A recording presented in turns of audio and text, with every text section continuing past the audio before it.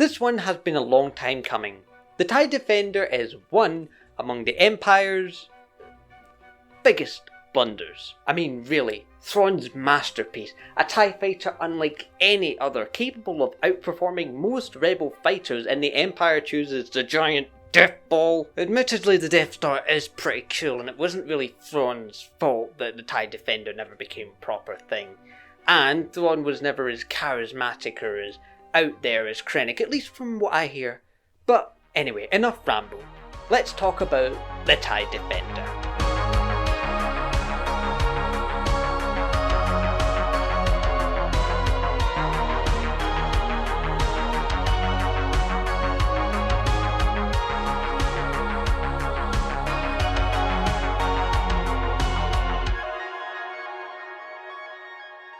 Starfighter code bias aside, yes, we're talking about the infamous TIE Defender today. This TIE fighter variant is among the most unique to see wartime action, or lack thereof in this case, but what do I mean by that? Well, let's take a step back a bit, and let's look at the history of this top-of-the-line, high-quality starfighter. Around the year 2 BBY, the TIE Defender was first conceived by the prestigious Grand Admiral. It would be the TIE Fighter variant that would absolutely rock the field of spacefaring starfighter-based combat. It was envisioned as the first high-quality fighter that could allow any moderately experienced Imperial pilot to excel against even the best Rebel pilots. But like any good large-scale Imperial technological development program, it needs funding, and it just so happens that at this very time, Krennic and Project Stardust had been eating up most of the Emperor's allocated funding, while producing very few results. But nonetheless, this blunder on Krennic's part only further influenced Tarkin's decision to allocate funding towards the Defender program. Unfortunately, as we now know, the TIE Defender would never fully enter into mass production due to other reasons, but nonetheless, in the time that Thrawn was present in galactic affairs, he did manage to obtain some amount of credits for his program, hoping to yield better results for Tarkin and the Emperor than Krennic and the Death Star ever could. Thrawn ensured that the TIE Defender as a fighter would provide its pilot unmatched visibility, allowing the pilot to see far more than the traditional TIE model, which can't be understated enough just how beneficial that would have been for TIE pilots, allowing them to spot a situation and react quicker, with this extra time allowing for better judgment calls in the heat of combat, which is absolutely crucial in this environment. Another huge improvement the Defender sported over its brethren models would be an increased amount of manoeuvrability that trumped even the TIE Interceptor,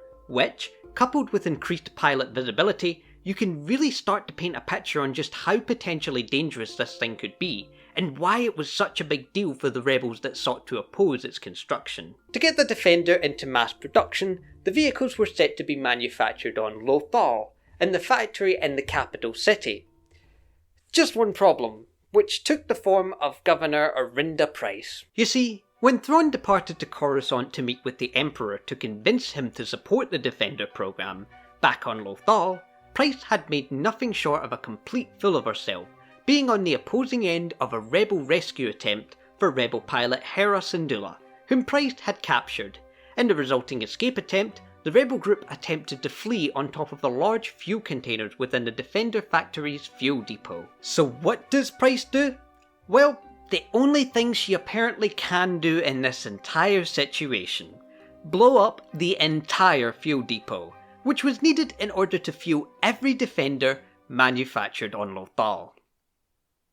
Needless to say, upon hearing that this had happened, Thrawn was livid, since the program was essentially dead in the water because of this, causing Tarkin and the Emperor to instead revert their focus back to Project Stardust, until Thrawn could deal with the rebels and build his program back to a sufficient state. As you all know, this did not end up happening, as shortly following this, Thrawn disappeared from the face of the galaxy thanks to the liberation of Lothal, and with the death of Pryce, Lothal was left without any Imperial authority figure to oversee it, meaning the TIE Defender never saw wide-scale manufacturing in use by the Empire.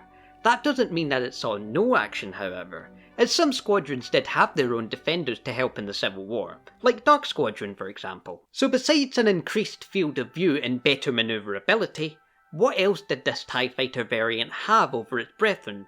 Well, its design for a start is very eye-catching, sporting 3 solar arrays in a triangular pattern, a Camino saber dart being the main design reference for the shape of this fighter overall. This reference given by the Grand Admiral himself.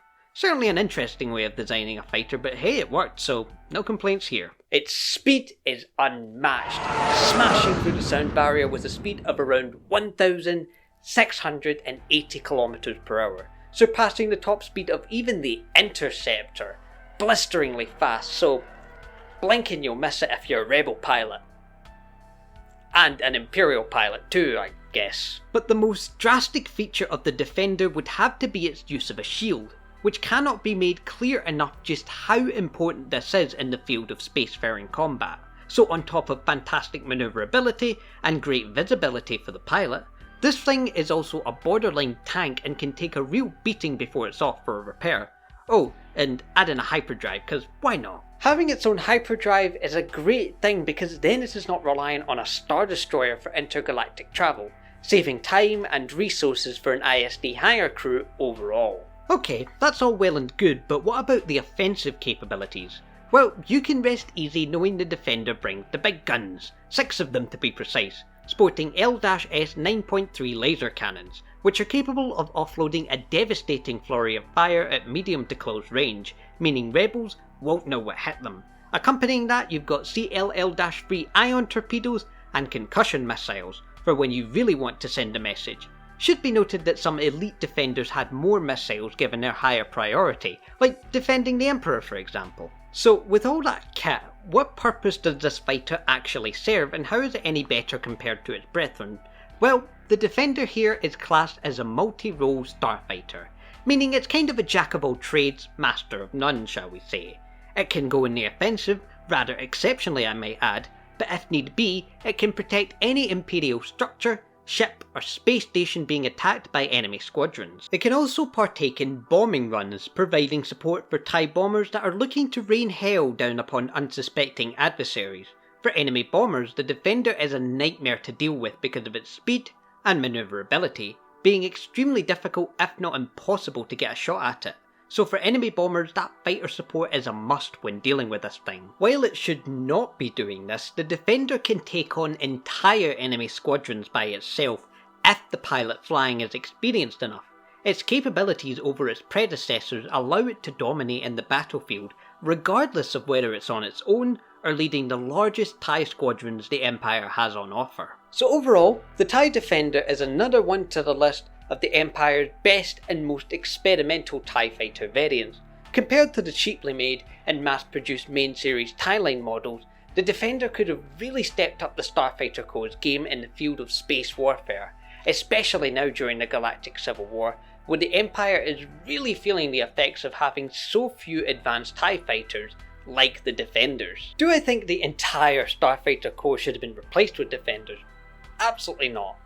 But I do think that overall, having these fighters present would have made a huge difference in the grand scheme of things, and the Rebels know this fact better than anyone. I envy them sometimes. So with that, why not consider leaving a like, commenting and subscribing to start your journey into the Empire today, and with that, long live the Empire and may the Force be with you.